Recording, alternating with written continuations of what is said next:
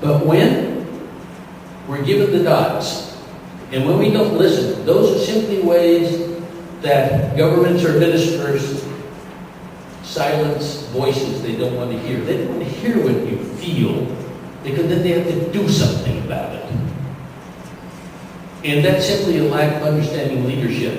And I've discovered in our country, in the U.S., if we don't want change, we put managers in positions of leadership and leaders in positions of managerialship. And they're unsuited for both. A leader knows what the right thing to do is. A manager knows how to do the thing right, and you need a pair. A leader needs a manager. A manager needs a leader. The leader is the captain. The manager holds the rudder of the ship. And if you look at the huge oil tankers, they have a humongous rudder, and it takes them miles to turn. So what are we in all this equation?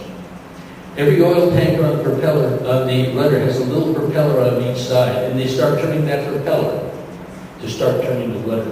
That's what we are. We're the little propeller that starts turning the ship that will someday, I hope, give the children of this world better consequences to respond to than we're currently doing. The hunter-gatherers combined work and social life and found it compatible with economic production, which brings meaning and joy into one's life. We've separated it. You're valued by your labor output, your economic output. Are we valued just because we're human? It always annoyed me when they wanted to know what race I was. I always wrote human. What difference does it make if it's black, blue, or square, polka dotted? None.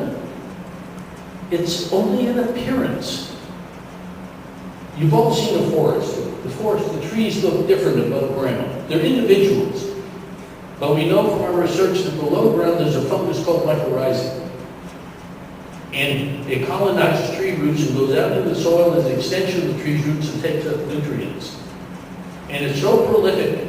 There are billions of miles of little 2-cell thick layered systems of hyphae. And they connect all the trees below ground. So the forest is really one organism.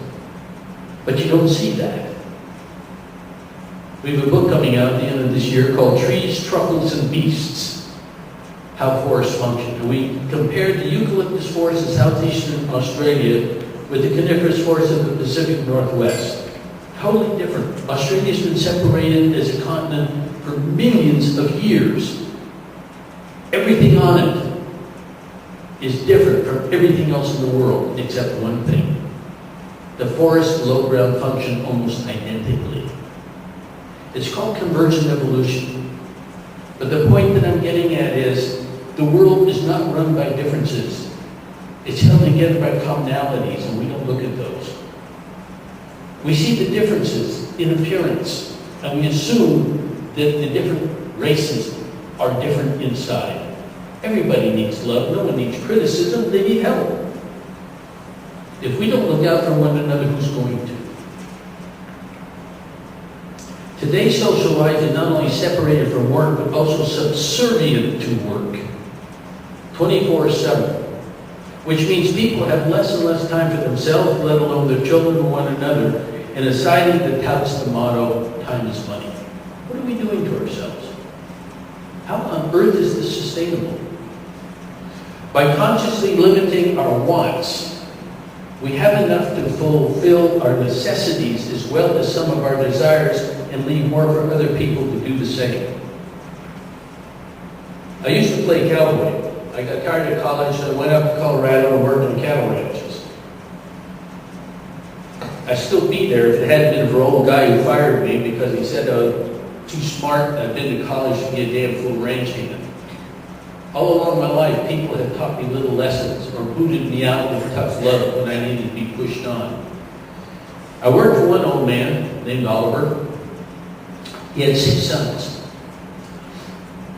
He was a quaint old guy, and I used to visit with him in the evening. They had a big screen porch because of the mosquitoes. The ranch was 7,000 feet up in the Rockies.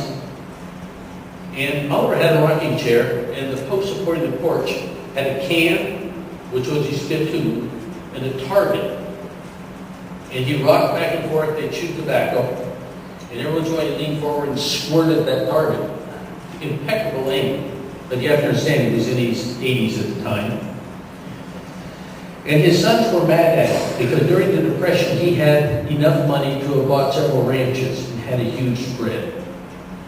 And one of the sons that I also worked for was grumping at me one day about his dad, that his ranch could have been much bigger, twice its size, if only his dad had bought the ranches. So I ventured to ask Oliver one night why he didn't. He rocked back and forth for a while, and then he looked at me and he said, well, Chris, yes, I could have, but I could only take care of so much. If I had more and more, it would have owned me, and I couldn't have taken good care of any of it. So what would be the point? That gentleman taught me the meaning of enough. He may not have been wise, because to him, he got drunk every Saturday night with the boys. They bathed once a week whether they needed it or not. And he had a very simple life, because everything that he didn't agree with was either the fault of the communists or the Catholics. But he had enough. He understood he had enough.